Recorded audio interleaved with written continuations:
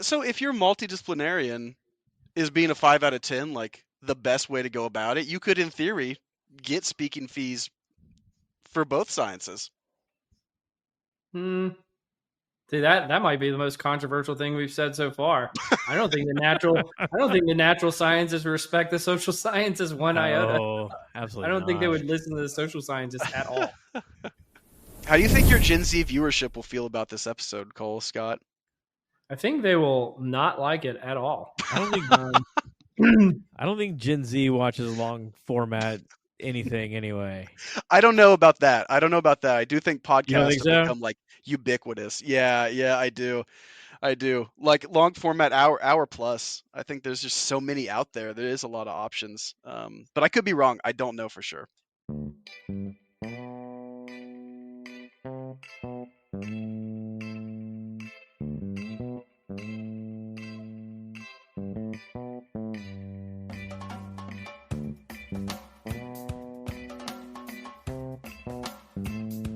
Welcome to Directionally Correct, a People's podcast with Cole and Scott. Today's guest, Michael Hutchins, Senior Manager at AWS. Hey, Directionally Correct fans. If you're looking to stay connected to the podcast, make sure to subscribe to our Substack newsletter, watch our videos on YouTube, or listen to the podcast on your app of choice. This podcast is dedicated to you to help educate and entertain you on how to effectively do people analytics. All opinions are our own and do not reflect those of any other organization. So about the docuseries I watched on WWE, the funny part about it is a lot of the old-timey wrestlers are now administrators. And what they do is they kind of like quasi take you behind the scenes because they don't really tell you how the sausage is getting made. But like part of the story now is that everybody knows it's fake. And so they take you into like how they're crafting the narratives and the storylines and who hates who and how do you still keep people on their toes. But the funny part is it's all the people who are like the storytellers now. They're like Triple H, you know, from they used to be like former badasses. Yeah, like now former they're badass. in charge of all that sort of stuff. I think Hacksaw Jim Duggan is one of the administrators now. I may be misremembering that, but yeah. It would make sense, like after 30 years in the game or more, like what other skill set do you actually have besides being able to craft a wrestling story? Yeah, you can barely walk. All your spine is fused to your other spine. Yeah, you just have like a adamantium spine. Like you got to use 2 canes, this sort of thing. Are you guys reminiscing on Hulk Hogan? Close enough, man. R.I.P. Like Jim Duggan. 2 canes, is that also a WWE reference? That's going to be my old rapper name. 2 canes. Oh, I see. Yeah, 2 canes. yeah. Very nice. Very nice. How you doing, Hutch? It's been a little while. It's good to see you back here. Yeah, good to see you too. Hold on. That one. Okay, now we're good. That one I didn't want on camera. The rest of this is fine. But we're scroll into the background if you can, if you're listening. Yeah. I'm good. It's good to be back. Let me see. Cole, your office, or otherwise looks the same. Scotty, I don't know what room you're in, but digging the mic setup. Fun fact, like Hutch and I are in the same building right now, but it's true. Figured it'd be too weird to do it in the same room. Yeah. It would be 2v1. Cole's office setup is like, I think it's like manicured. I think he manicures this to make it look badass. I got to keep it real for the people, you know? I've noticed a lot of like Sports Center, like they don't even have in-studio shows anymore. It's like just people on podcasts, right? It's just from their house. Oh, yeah. Well, funny thing, so I haven't had ESPN in a long time because I just do streaming services. Yeah. And ESPN was the one that you can't get anywhere unless you get like YouTube TV or you know one of these other where you're basically buying basic cable still. And they're just about to launch, and probably by the time this comes out, launching ESPN on the ESPN app. So I'm pretty psyched about that. I'm gonna be like, yeah, I can finally watch these shows again, except when I'm at the barber or something. They've kind of gone downhill. It's all about the live sports, really. Oh, okay. Most of the sports stuff, I don't have any streaming apps really either. I just I find whatever like Nicaraguan hosted website is out there, and if you click, you can close the ads really fast. You can usually watch whatever you want. Is what I. That's But old school. you That's got old school. you got to click. Yeah, yeah, yeah. I haven't paid for a UFC fight in 20 years. Is that? Probably not something you want to admit on a podcast. Oh my gosh! I pay for all my stuff, guys. I pay for all my stuff. That was role playing right here. We just. I mean, UFC is like another one where it's like, oh my god, this is just brutal television. Yeah, I've never actually watched a pay-per-view of UFC. I've seen it a few times on ESPN Plus because they kind of give you like the off-brand fights on there. Yeah. And I was like, oh, what's this? Just click on it and like, whoa, okay. I've paid for them myself several times, full price, totally legal. Yeah, I mean that definitely. Today we have Hutch here, a repeat guest, because he's such a badass at just being able to banter and stuff like that. So it's a little bit different. There's no interview today. We're just going to talk articles. So just hang out, have fun. Yeah, sounds good. Well, what you got for you want to kick us off, Cole? Like I'm eager to see what Cole has. Yeah, I've been sitting on this one for a little while, so I think let me see if I can pull it up real quick. Sorry, I'm not prepared, but I'm pretty excited about it. So, and she actually reached out to me the other day, but a lady named Heidi Wu, I guess she's a PhD doing something somewhere. I'm not really sure. Yeah. But she made a post of some research that she had done saying, "Are you a pretty PhD?" A new study found that if you are a social science PhD, the more attractive your face is, the higher speaking fees you can command. However, if you are a natural science PhD, the uglier you are, the more you get paid as a speaker. Wow. And you can get an ugly premium in the labor market. And so she hyperlinks to the research and shows kind of the facial attractiveness of the different kinds of disciplines here. But what did you think about this one? So the prettier you are in social sciences, the higher your speaking fee. The uglier you are, I'd love to know what that measure is. The higher your fee for natural sciences. Yeah, I think they have a facial attractiveness measure. I'm assuming it's just like they rate people. They probably had some like raters, like symmetry or something. Yeah, something like that. I haven't looked that deeply into it, but I just thought this would be one to kind of kick us off with a bang of like, finally somebody out there doing the research we all want to know. This is the real. So what natural science is now, guys? I don't have a PhD, hardly a BA at that. So is a natural science like I read about volcanoes all day? Is that? Yeah, I always think like geology, and she's probably lumping in. I would say like maybe the harder sciences like the physics, the chemistry, things like that. Because I always think it's like social sciences versus like the natural sciences or harder sciences. So I suspect that's what it is. It's easy to make the case for the attractive, right? That's the easy case to make. The better you look, the more people are going to want to talk to you.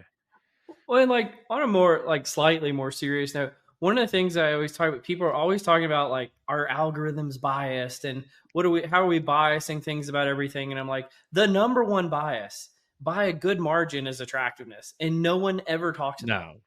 And it's like, but this is like one of the key biases out there. The most interesting thing to me about the research is that you actually found the opposite to be true in certain instances, which is almost never the case. So assume someone's just on a volcano somewhere. They're have the sun beating down on them all day, every day. That does damage to the skin. I'm trying to make some sort of rationale here. Natural sciences, is the sample size of attractive people in natural sciences too small to no. You guys are going in a totally different direction with this. I'm going to give you. I'm going to paint with a really broad brush here. Probably be pilloried for it. What I think it is the eccentric types in the natural sciences who are probably more likely to be ugly are seen as more brilliant. They're seen as more brilliant, and therefore, when they are paid to speak, they're considered they get paid higher fees because of how eccentric and brilliant they appear to be. I mean, this is kind of where I was going too, but not the eccentric part. But the part Yeah. where they're the best. They've been out on the mountain for years, right? Their skin's all torn up from the sun. Or I guess like you sit in a lab all day, like you're just like Well, I think about it like no you ever sun. watch like dinosaur shows as a kid, and you learn about like paleontologists, and it was always like the gruffiest ones. You're like, that's the real paleontologist. You know, it's not like the one that like comes out in a business suit. I'm like, you got to get your hands dirty if you're not, doing this properly. I don't know, Bill Nye the Science Guy. Yeah. Yeah, I could see that. There's a look. There's like a very specific like geologist look, I think. Yeah. At least on the 2 or 3 podcasts I've seen where geologists are there. Those are the only geologists I know personally. Is there like a No, geologist like wardrobe that like gets like all the ladies like cargo shorts with like the Timberland boots with the Tims? I think that could do the trick. Yeah. Well, so if you're multidisciplinarian, is being a 5 out of 10 like the best way to go about it? You could, in theory, get speaking fees for both sciences. See, that might be the most controversial thing we've said so far. I don't think the natural sciences respect the social sciences one iota. Oh, absolutely. I don't think they would listen to the social scientists at all. Anyway, Scott, you got one for us? Yeah, I got okay. Like I have 4 for us. They range from like unhinged to slightly hinged. Which direction would you like to go? Would you like to start wild, or would you like to start more tame?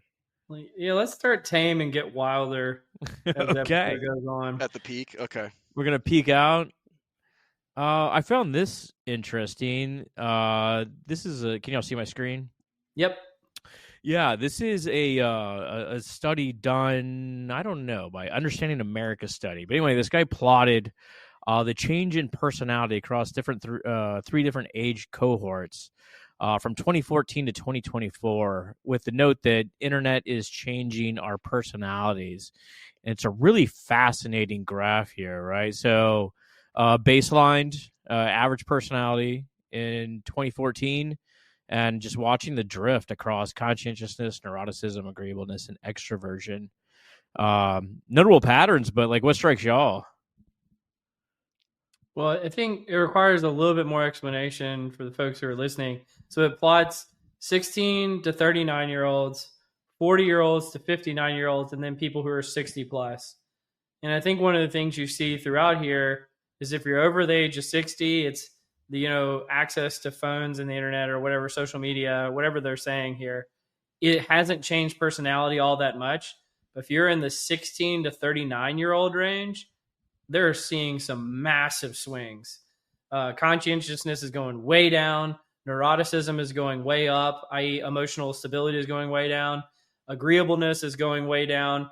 And then funny enough, the one that all 3 groups are seeing go down is extroversion. So all 3 groups have seen extroversion decrease. But I don't know, what were your takeaways on this, Scott? Well, first off, they all make sense, right?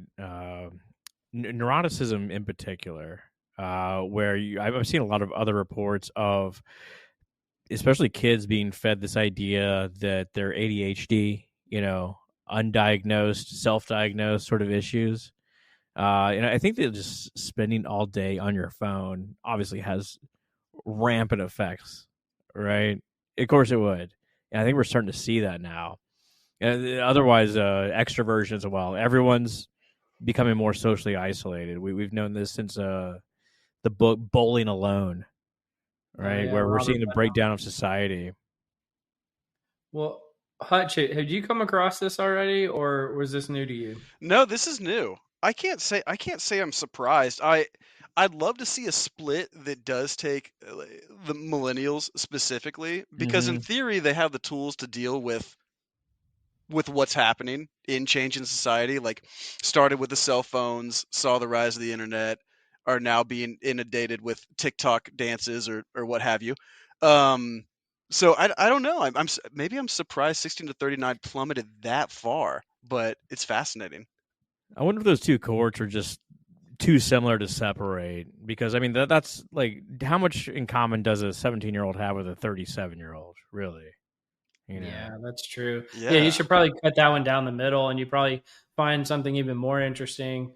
But like, I had come across this already. I told Scott this briefly before the podcast.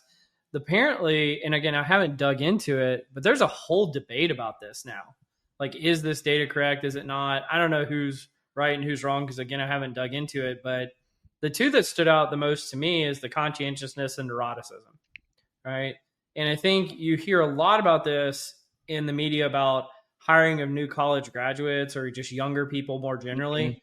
Is like, the kids these days are made differently. And you always hear things like that, like every few years. They're like, oh, this generation is fundamentally different than the one before it.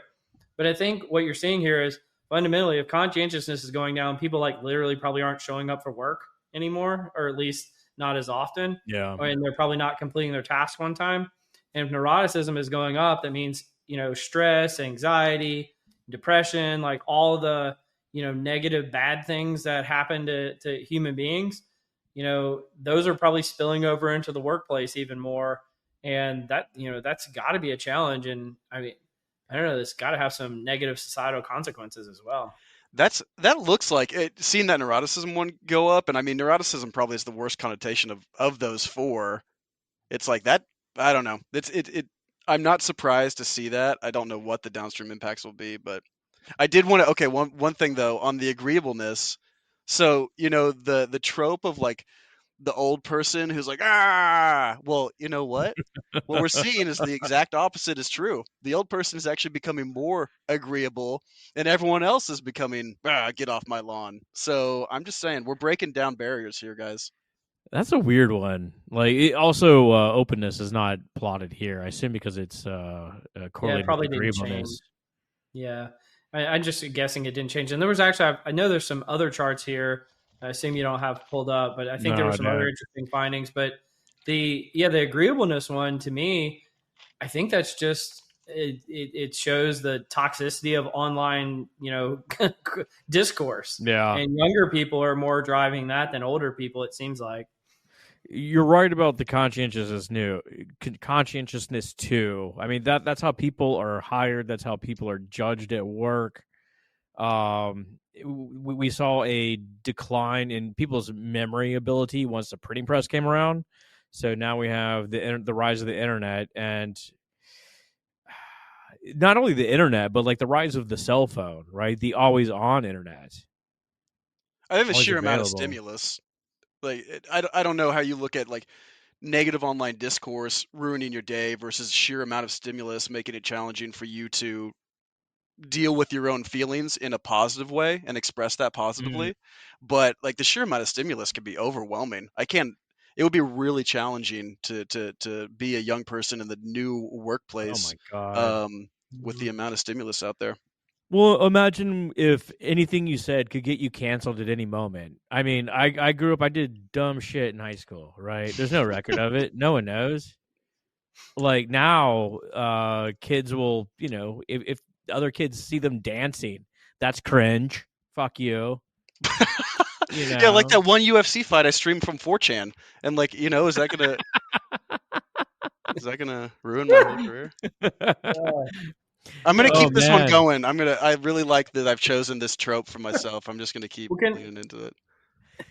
I think you were on to something earlier, Hutch, about the stimulus. Like, if anybody knows anything about like behavioral conditioning, and stimulus response, it's one of the key, like one of the most proven scientific ways of like reprogramming humans, right? And we've been hearing for years like, oh, our phones are reprogramming us. Yeah. But what you're really seeing is like, again, for the sake of argument, let's say this data is actually true. I think you're actually seeing it now. Like the fears are warranted. Like it is happening, and it is truly impacting because I mean, Scott, you and I both know this from the research. Like traits like conscientiousness should be somewhat normally distributed in the population. Therefore, if you took an average, it should be around 50 percentile, right? Of course. And so if the numbers are going down, you're actually changing innate individual difference characteristics about individuals and in mass. And that is the population mean. Yeah, exactly. Yeah. You're changing the population mean, the mu, and that's terrifying.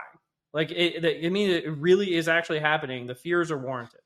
I mean, like back in the day, there used to be the argument that like violent video games would, turn you violent. And every research study I've seen says like, no, it doesn't work. But it totally makes sense that it would, right? Like the more shit, negative things that you're exposed to, the more you think about it. I don't know if that's rap music, gangster rap music, or like. Well, imagine if you had violent video games in your pocket pinging you Yeah, 150 yeah. times a day.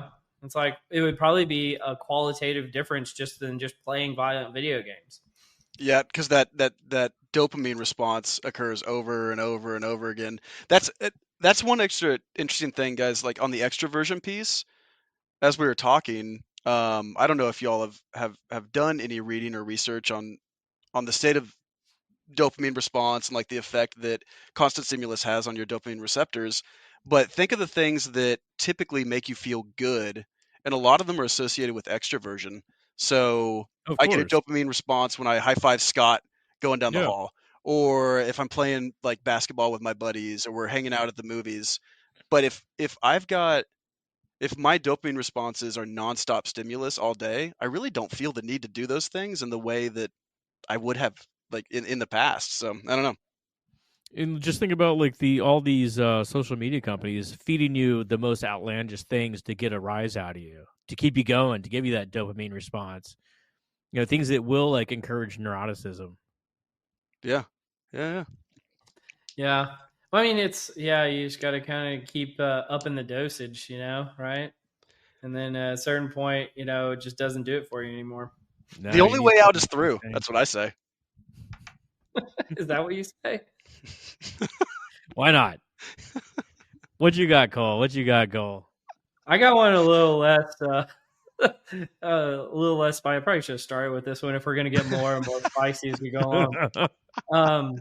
You This keep was people just coming interesting. back. Like I found it interesting. Somebody just did a comprehensive analysis of all the theories of motivation and drivers of human behavior, which actually might be related to what we were just talking about. Perfect.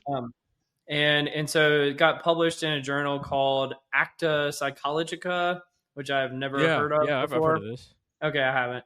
But they go. I'm not gonna go through all of them, but it goes through probably 20 or so theories of motivation. So you've got instinct theory, behaviors are innate, not learned. Arousal theory, motivation stems from the desire to maintain optimal levels of arousal. Incentive theory, behavior is driven by the desire for rewards or avoidance of punishment. Intrinsic motivation theory, driven by enjoyment, interest, or internal satisfaction. Mm-hmm. And then I'll just wrap it up with extrinsic, since that's the other side of the equation, driven by external rewards. So what do you guys think about this? Like, is it kind of neat to see, what all different ways human beings are motivated? Of course. He's like, we can't come back to something lame like this. No. Like I have a lot of thoughts on, honestly. Okay. Go for it, man. It all comes down to like, do you want to? I think that's what like all the counseling PhD students would say. Like, oh, you can have all the motivation, but it comes down to you want to. I'd be curious if whoever put this together is a grad student. Because that's the only time in your life that you're going to be exposed to all these sort of things in a way that you can connect all the dots together.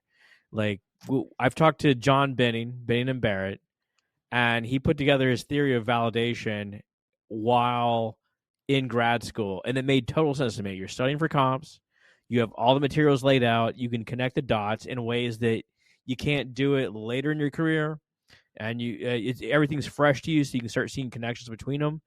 And I just wonder if this person got deep in the rabbit hole of motivation and put it all together. I looked up the primary author.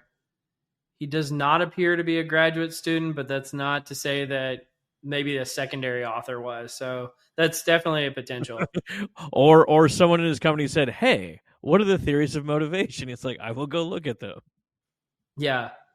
Well, I think about it, like, and this one actually, it rings true to an article I have later coming up, but also, I mean, I remember when this one kind of like struck a nerve with me, because we were doing our comprehensive exams in graduate school, we had to write about like theories of motivation, and there was one like key one that I'd left out, and I got like penalized for it. So I had to do some oral exams about it later, and it was listed here, and I was like, oh dang it!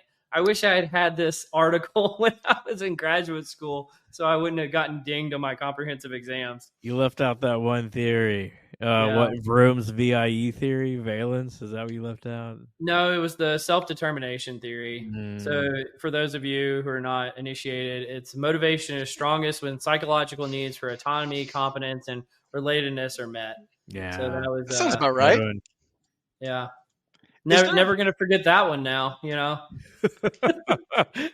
is there a value proposition in understanding how a specific individual is motivated? Like, and I couldn't. Is that what they were proposing in the article, that like a given individual may have specific types of motivation that drive them? No, I think it's literally just supposed to be kind of like a comprehensive understanding. Like sometimes in scientific journals they'll do like you have to do like a few science experiments and then you publish the results. But sometimes they'll do kind of like an opus article, which is just showing here's kind of the state of the field. This Hmm. is more of a state of the field type of article. Oh, I see. Interesting. Yeah. But like self-determination theory, that can go a long way. Just like looking at why someone is behaving the way they do. It's like, oh, you got a need for competence right now. That's why you're arguing so vehemently in this meeting. Or you need relatedness. Like you need someone just to reach out to and just like be connected to people. It's a great framework to just structure your thinking, really. Absolutely. Based off Absolutely. 2 articles then ago, do we think more people need relatedness, Scott? Is that what you're implying? Oh, I mean, like I do a bunch of social network analysis. Yes, 1,000%. People that are more connected are happier. All the things. Honestly, we should put down our phones. I'm starting to see some. Oh gosh, where is it? It's like Ohio somewhere. Don't quote me on that, but they've essentially banned phones from all schools. I've seen Yeah. those. Hmm. K They've done through that. 12. They've done that at least in our school district in Texas. Did they? Did they? Yeah. Well, I saw a teacher talking. He's like, finally, the students can listen to me, and like all we need to do is ban the phones, and finally we can get back to the way we were. Why'd it have Yeah. to be so difficult? I don't know if it's a hard ban in the sense like I think some schools like won't allow you to have them on premises, but they've just said you cannot take them out. Like they cannot be used except like outside the classroom. So Yeah, people can have them in like their backpacks and stuff like that. man. Growing up, my parents had no idea what I was doing at any time. No idea. I could be in Oklahoma, hang out with Hutch. When they gave me the keys to the 99 Ford Taurus, I was on the open road. From that Oh. moment on, freedom, pure freedom in the Great Plains of Oklahoma. Now that's an interesting question. Like, do kids still like yearn to get their driver's license at 16 the way they did back in the day? Driver's license numbers have plummeted. I don't know if you've heard about this. Is that No. true? Interesting. Yeah. Like, and I mean, there's a variety of reasons for it, I think, but I think they've done studies.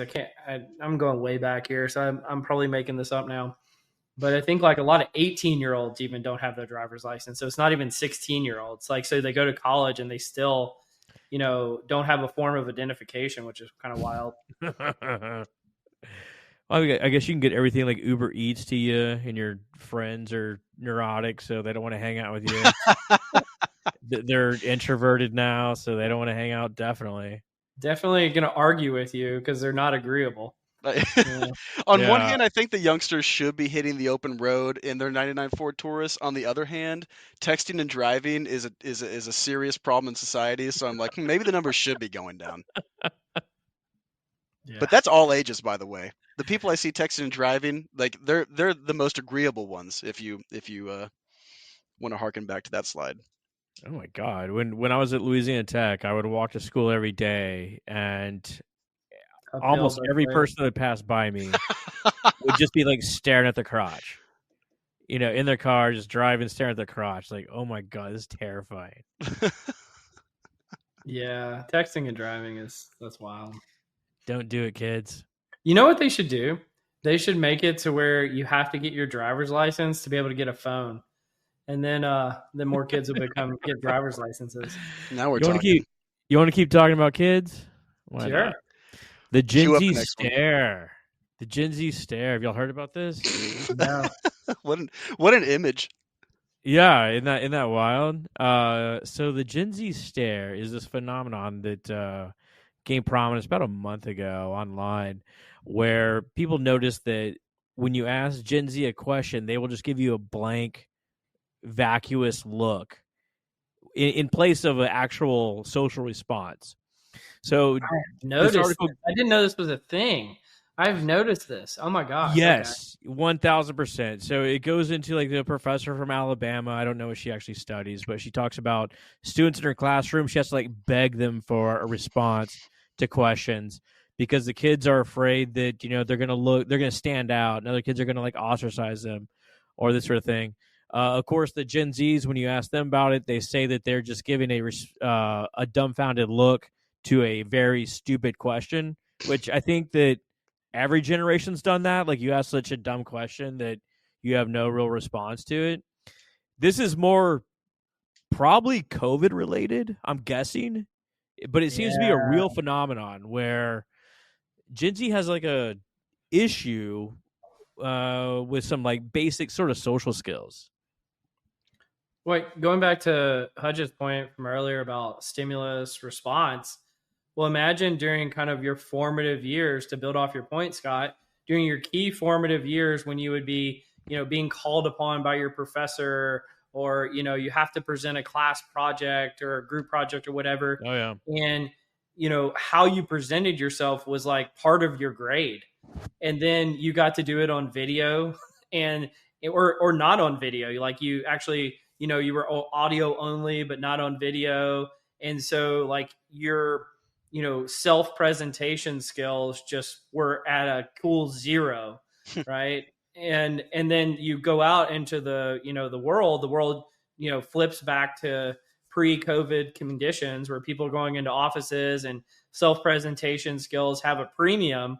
All of a sudden, Yeah. you're like ill equipped. So somebody asks you a question and you look dumbfounded, and you're like, is my video turned off? Can nobody see my face?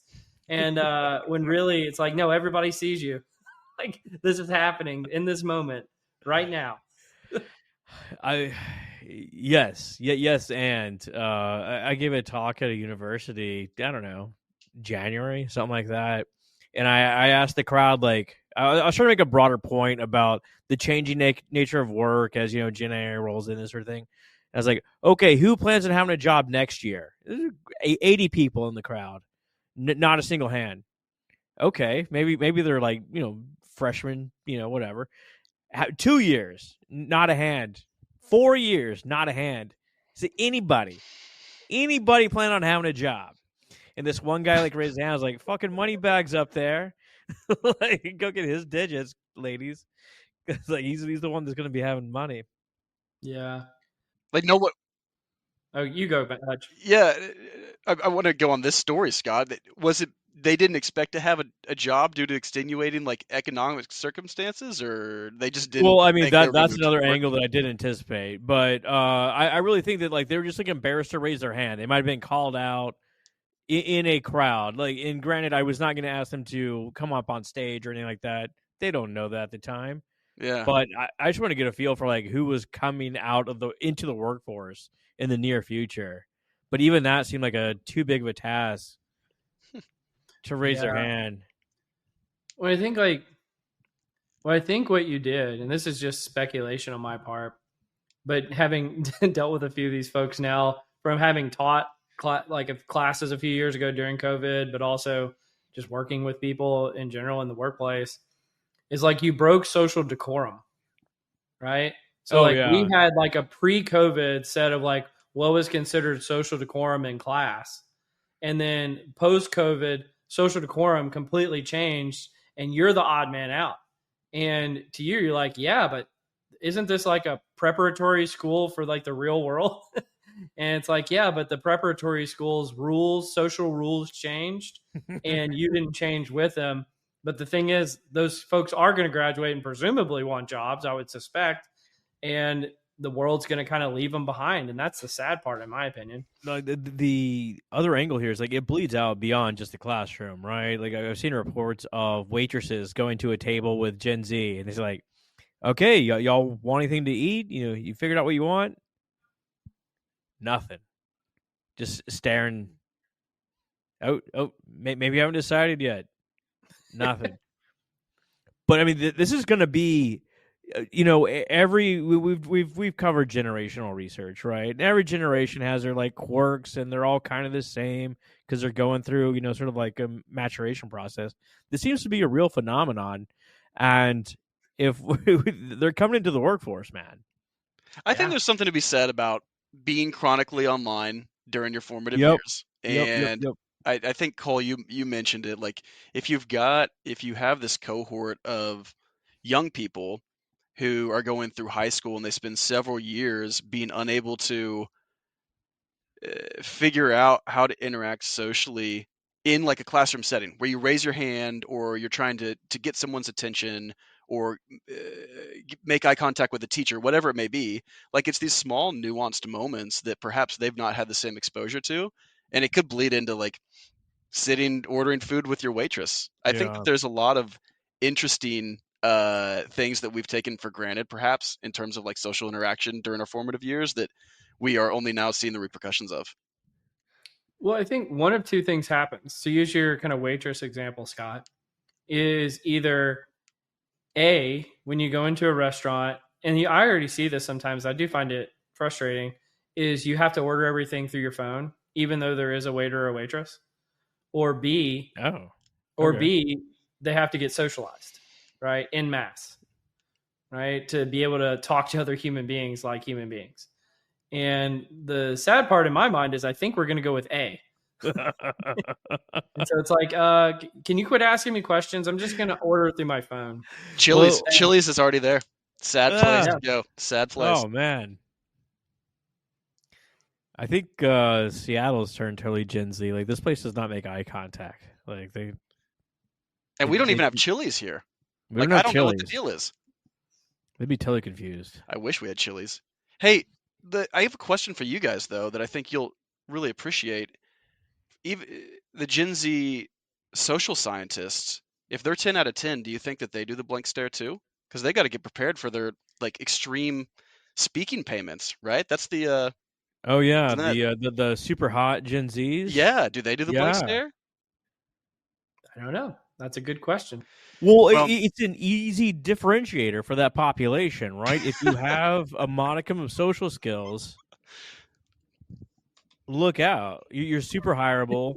I mean, this is why like social skills are such a rare commodity, especially in the tech space, right? Like you can stand out very easily. That's the only reason I remain employed, frankly. Well, I wonder, now you got my wheels spinning.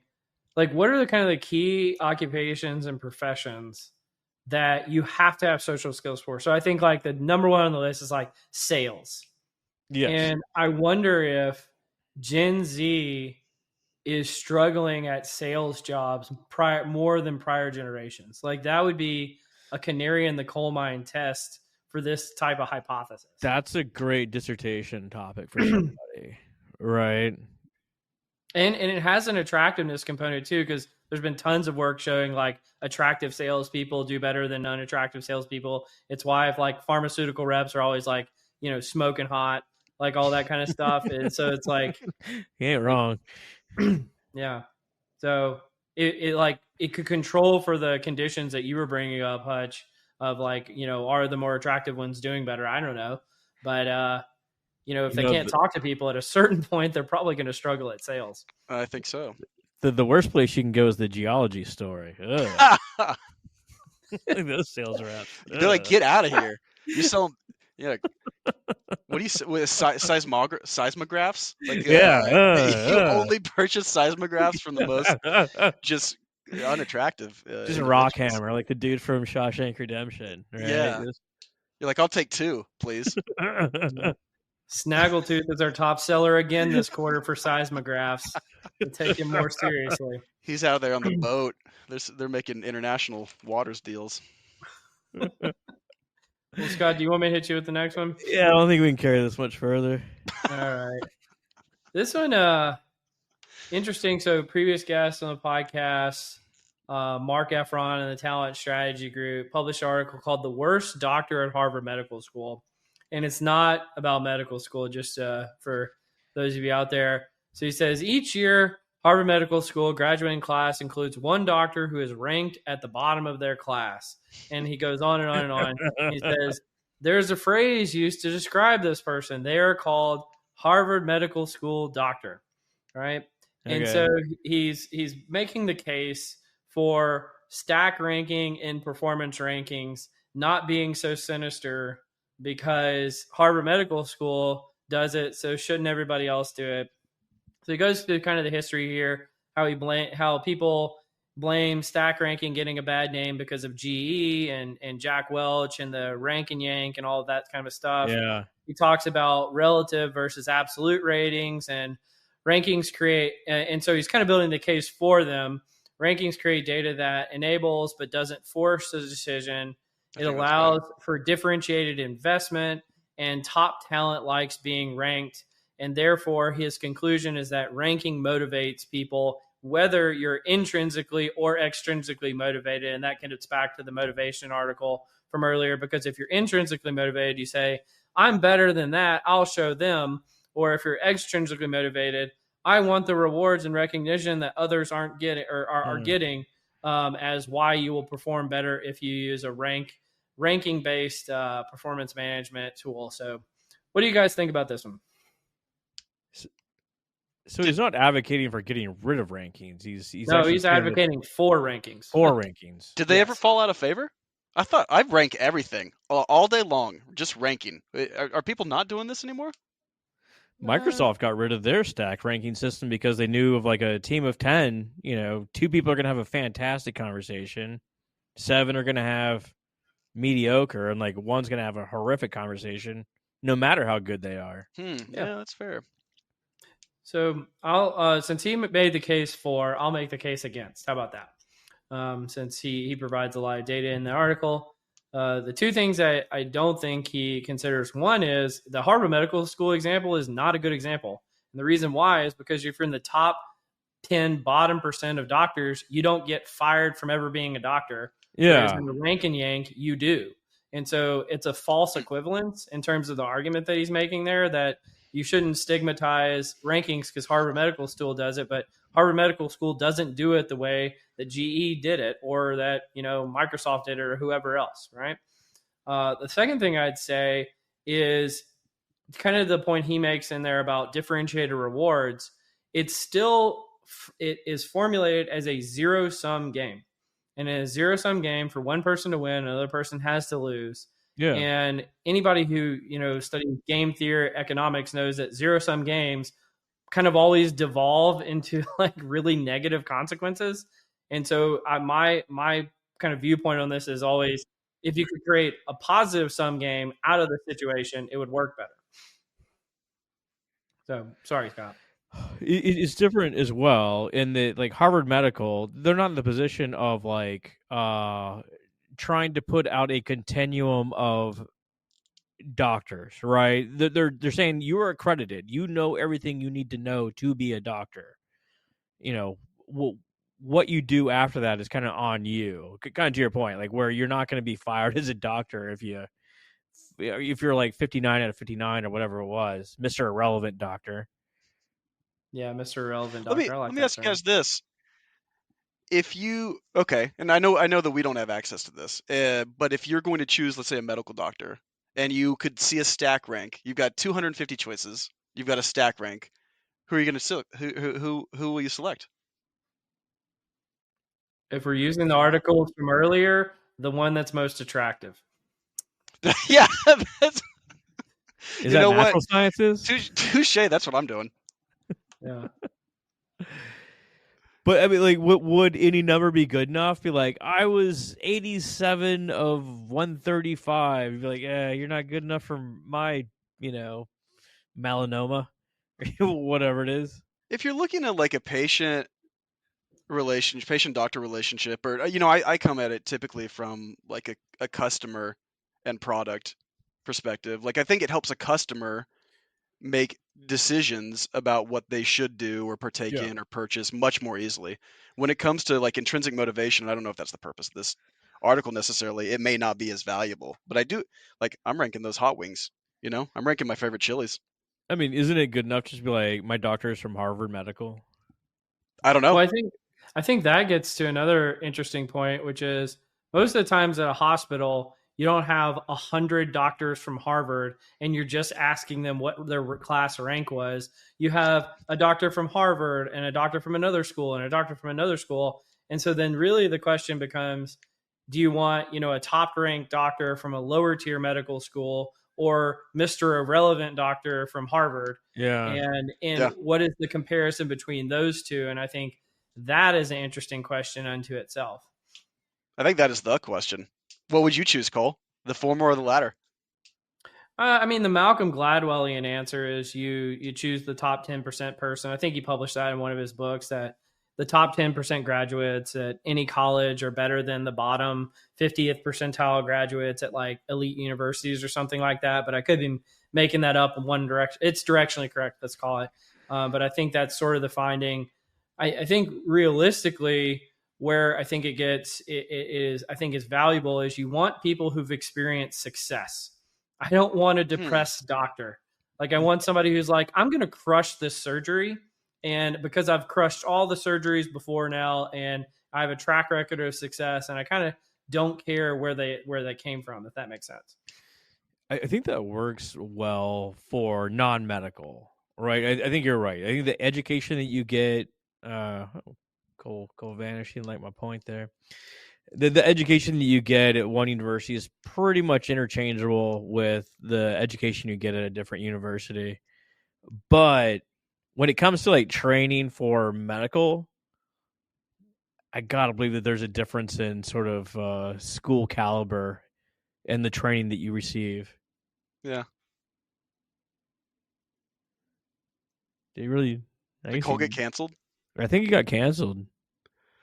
All right, Scott, it's just you and I now. What's Let's next? do it. Let's do it. Okay, well, you want to continue this or move on? I don't know. Should we? You want to message him? guess His computer's restarting. Like, let's go to here's something you and I can talk about. Okay. Check this out. It is a network analysis of Led Zeppelin's business networks. So Now we're about to get the lead out. Get the lead out, baby. So these are all the connections that the members of Led Zeppelin have to various businesses they've founded or are contributing to, as well as their children. Everyone but who it said down here, Grant. Everyone but Grant has children. Pretty cool. My point here isn't necessarily that you should look at this chart in depth, but more like there's lots of ways to look at networks and different aspects of interconnections that extend beyond just social networks. Scott, is there an image? This is the image right here. Unfortunately, the article's janky and you really can't see. Oh wait, no, I can't see. I may not be clicked in the right spot. I can't see any images. You can't see any images? No. Can you see my screen? Yeah, I can. No, I can only see you. You can only see me. Yeah. Oh. Well, shit, we probably have to do some real editing now. Here, let's try again.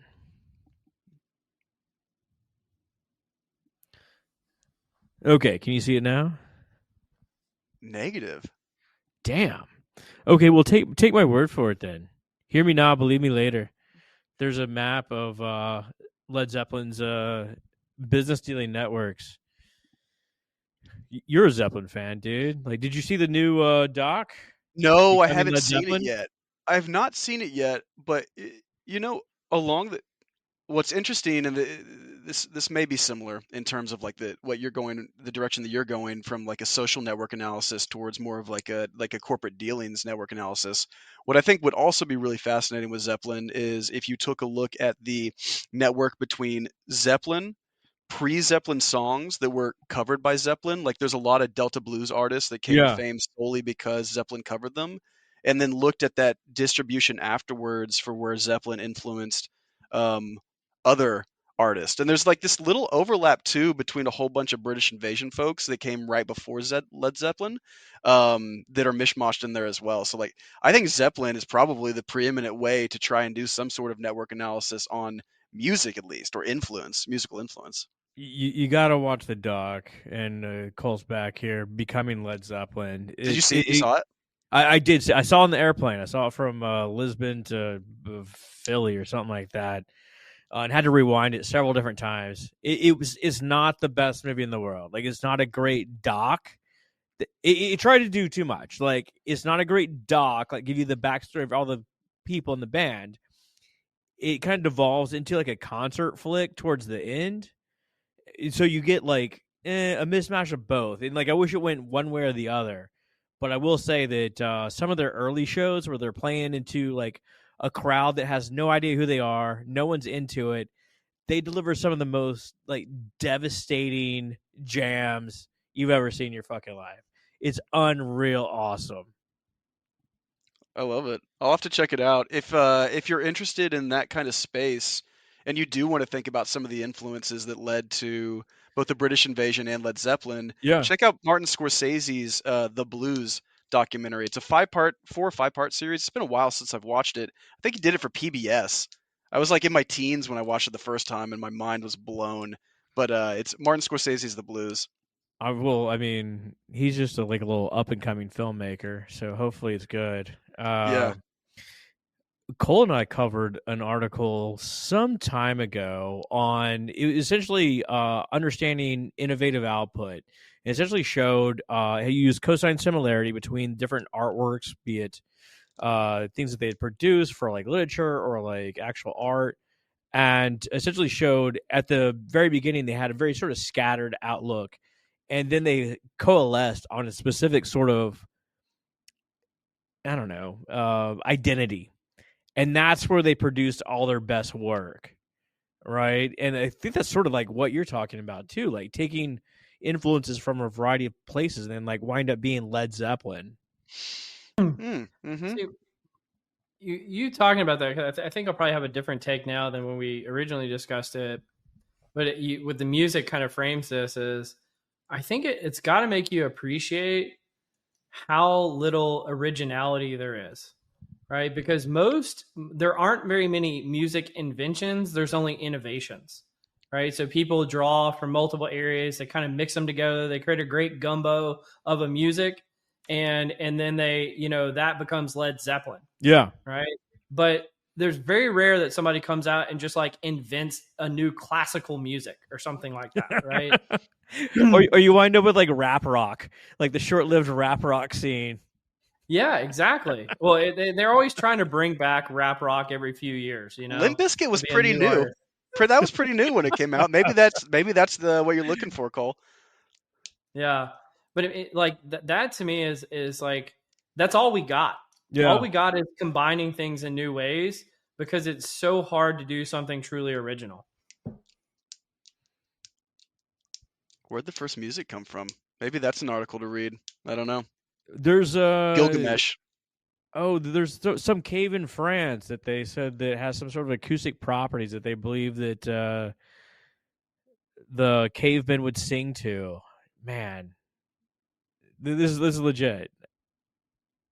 I think it's got to be yodeling. Yodeling is the first. Yeah.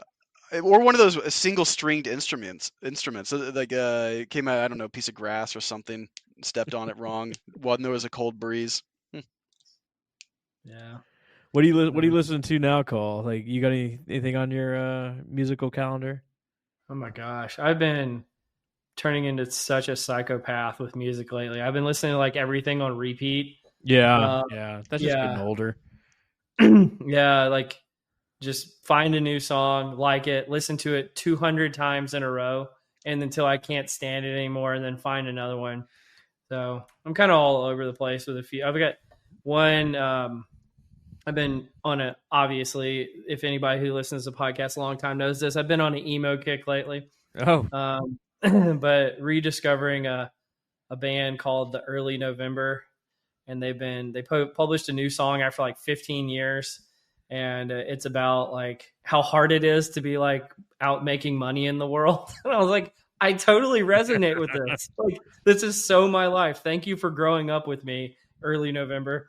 But yeah, that's been one on my mind lately. I don't know, anything you've got going on, Scott? not really. Like divergent thoughts. Like one, like I recently looked at the Lollapalooza lineup, and like I recognized the biggest name. This is like a couple of them, but anything below that top line is like no idea who these people are. Uh, It's it's called being old. yeah, no kidding. It's like, oh, it's dumbfounded jellyfish. You're like, I don't know what that is. Like, I'm not gonna go see that band.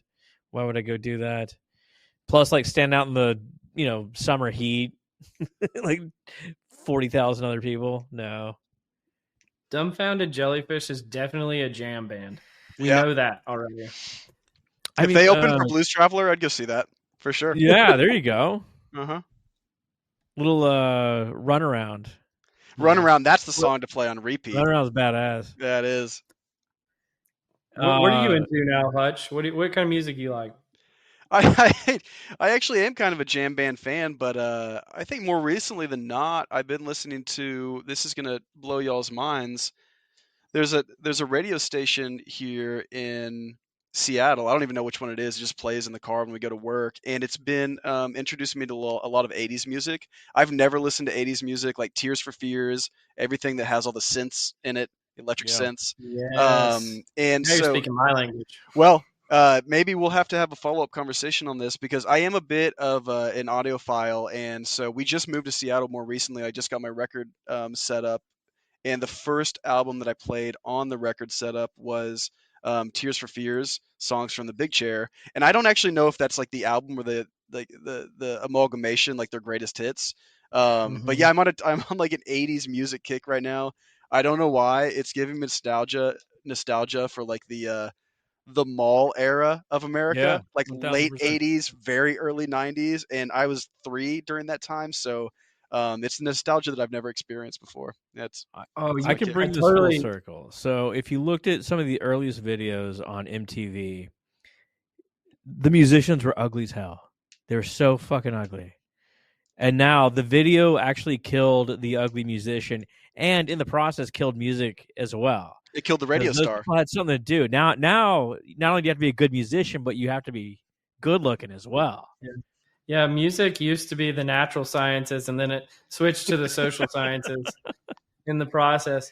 No, but I was thinking about this, Hutch. You actually described a phenomenon that I always called it Montgomery Ward music, like that '80s synth stuff, because you would always hear. There used to be a store in Monroe, Louisiana, where I grew up. It was called Montgomery Ward. It was kind of like Sears before Sears existed, or like something like that. And they always played that music, and so I always called it Montgomery Ward music. Um, but it's funny. I'm curious though, since you said you were into jam bands, Hutch. Are you more into the what was the band name you said earlier, Scott?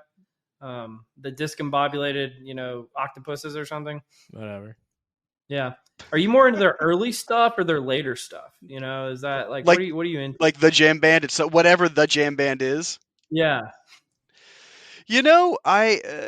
I've gone down like for the various jam bands that I listen to. And by the way, I would consider Led Zeppelin to be one of the greatest original jam bands. But if you go back to the British invasion between like 65 and probably 72, there's a lot of jamming going on there, likely fueled by drugs and alcohol. Um, I I think it's just like I think every jam band has their one or two live sets that that is the ultimate. It's just their ultimate set. And so whether that's their early stuff or it's like a bootleg from Tokyo that you just found on YouTube, or it's the actual album that went gold at live at the Red Rocks, what have you. I'm thinking of Dave Matthews there in particular. I think every jam band has their one quintessential live album where, be it like guest musicians or whatnot, they just channel that creativity and it's the ultimate experience. That's my take on it. I love that. I love that. That's almost sweet. I would call that sweet, Hutch. That's nice.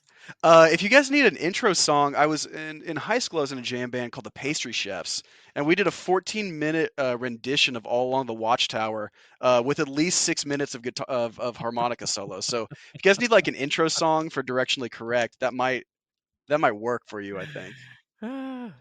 We just need the harmonica solo. Oh, That'll be it. we can make that happen. I think the goal is to have a following that follows you city to city. That's the for any band, right? Like we need to sell out this arena for 2,000 people. Great, they're coming. They're following us around here.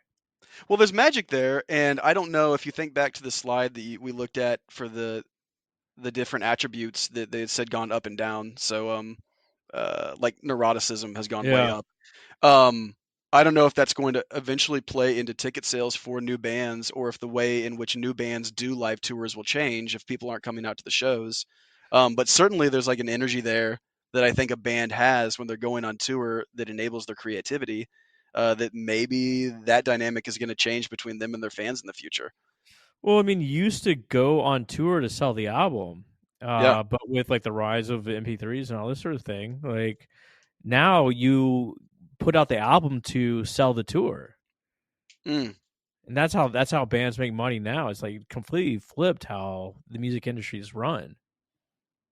Yeah, I kind of like it now. This is the thing, because I used to go to a lot of concerts in the past. And one of the biggest bum moments of the concert is they play their new songs that you don't know yet. Yeah, that does. Right? And it's like, like this is the real tragedy. So like, let's say they play a new song that you don't know yet, but it ends up being your favorite song like 4 months later. But you saw them live before you knew the song, so you couldn't really appreciate it. Mm-hmm. That to me is a tragedy. Whereas that never happens in the MP3 era. Yeah, interesting take.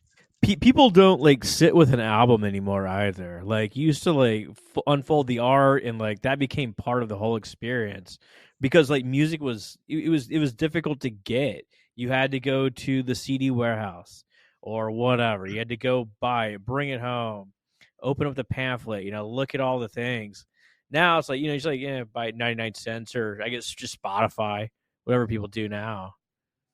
Yeah. It's just totally on demand. I think you're tapping into something, Scott, too, because like I remember I would always try to like draw the album art. Yeah, of course. And that like helped me as like an artist, right? Yeah. Is you would learn like really new creative like ideas just from, because it would always have like really wild, trippy album art, and you could like try to copy it, and that would help me from like a drawing standpoint. Well, if you think that's amazing, check this out. How familiar are you with Tartaria, Cole? Tartaria. Is that a Game of Thrones reference? Can you see my screen, Cole? I cannot. I can't either. Sorry. Damn. Okay. Well, this article is called Tartaria: The Mystery Behind the Lost Empire. Oh, there we The go. Mud Flood Conspiracy. So Tartaria was a real place located in Asia. Where the fuck are we? There we are. Can you explain it? Yeah. So it was a real place, and people believe that there was once upon a time a Tartarian empire where they built lavish buildings across the globe, and for whatever reason, their civilization was wiped off the map. But we still see remnants of those buildings around, say like the U.S. Capitol, various places in Chicago. And it was all due to the mud floods that wiped out these people. And they think that there's a great civilization reset that happened. And they kind of covered up this part of history. Sort of an interesting, like, sort of mental experiment here. Don't even get me started. Let's do it. Let's get started, baby. Well, I want Cole's reaction. Well, considering this sounds like very similar to like Atlantis or something like this, some kind of like pre-civilization that got destroyed by a great event, and Plato talked about it, so people believe it's real. But what you're saying sounds a lot more like bullshit. So Can you maybe Hutch has more information on this? Oh, I think Scott was inspired one time when we talked about the World's Fairs here. But you know what's interesting about the Tartarian story is that Tartary was on world maps for I don't know how many years if it's in the article, Scott, but it was referencing this area east of Russia, southeast of Russia, near Mongolia. That just no one knew what to call it, so they just called it Tartary, and it crafted like 100 years of conspiracy theories up until now about what that empire actually was and who they were and what they accomplished. Yes, it sounds very hokey, right? It sounds very hokey. But let's assume and let's assume that it's true, right? How would you get the word out that it is true? Like, there's no journal going to publish this. Well, first you'd start by talking about it on Directionally Correct. Yeah. And then people would definitely write it off. So, well, so I mean, okay, is this the equivalent of There Be Dragons on maps? Is this what we're talking about here? No. Okay. well, it's got a little bit of that. I think that's part of the historical reference that you can make now, if depending on which direction you want to take with the Tartarians. Just leave this with dead silence. So what I think is really interesting though is like the premise, and this is fun to think about. The premise that gets people excited about the Tartarians is that all the World's Fairs that popped up in the late 1800s to early 1900s, that those buildings that they ultimately tore down after the World's Fair, the buildings and the landscaping with the water fixtures, all of that was actually Tartarian technology. And how could it have existed in the late 1800s? How could it have been built so quickly just for the World's Fair? So that's like that's the leading hypothesis of where you have Tartarian architecture. It is wild that we used to build buildings that were super ornate, made of stone. They look gorgeous. And now our cities are full of just, glass and metal, and it's a trash culture, right? It's like, we're telling tear that down in like 30 years anyway. Try again, something new. But you have these like beautiful, beautiful buildings sitting around. So are you advocating for a Tartarian Renaissance? You gonna bring them back? You gonna bring them back? Sign me up.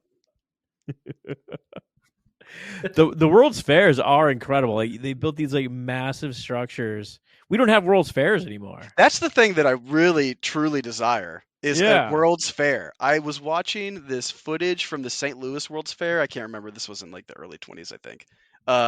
And it's black and white and like super duper choppy. But it's just imagine it. Just imagine going to a World's Fair for the first time. I guess now that we have the internet, perhaps no one needs to imagine much of anything. But I'm just putting myself in the shoes of someone at that time.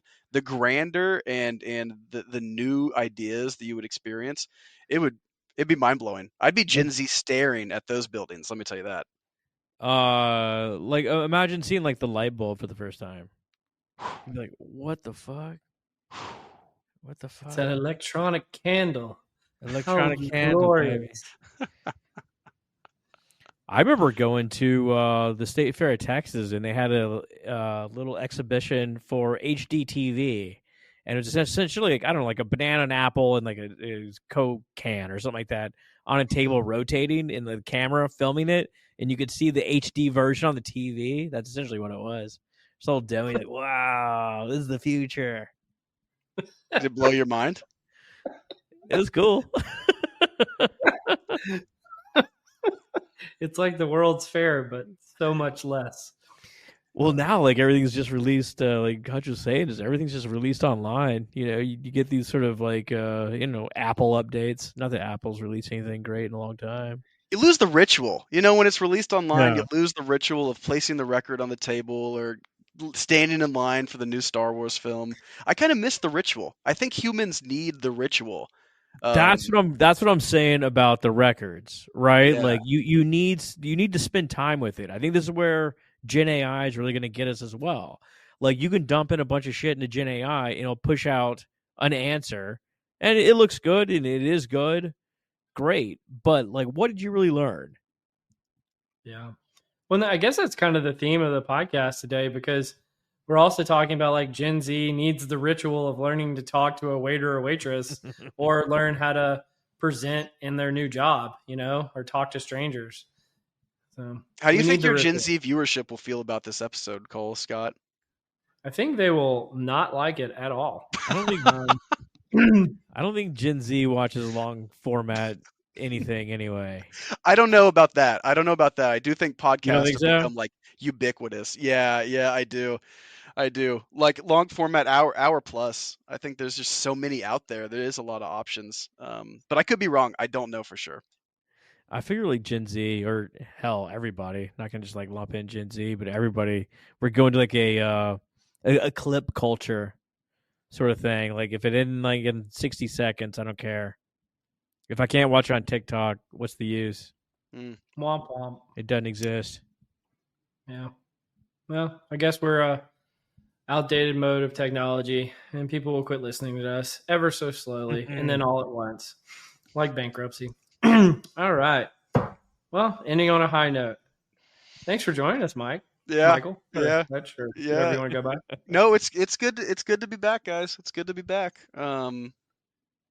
I don't really have anything like informative or educational to share with you in the people analytics front, so I'm glad we chose the banter method here. Yeah. Well, you heard it here. Stack ranking is the only way to do employee ratings. If you're Gen Z, still love us later, just not from this episode. And yeah, Led Zeppelin's a good band. So good episode today. Scott, any final words for Hutch before we wrap up? No. Let's get out of here. Scott, I'll see you later. It's Later, Cole. dude. Thanks for having me. Yeah. See y'all. Yeah. All right. You've been listening to Directionally Correct, the People Analytics podcast with Cole and Scott. And today's guest, Hutch, even though we don't really talk about people analytics today. Thanks for joining us. Bye.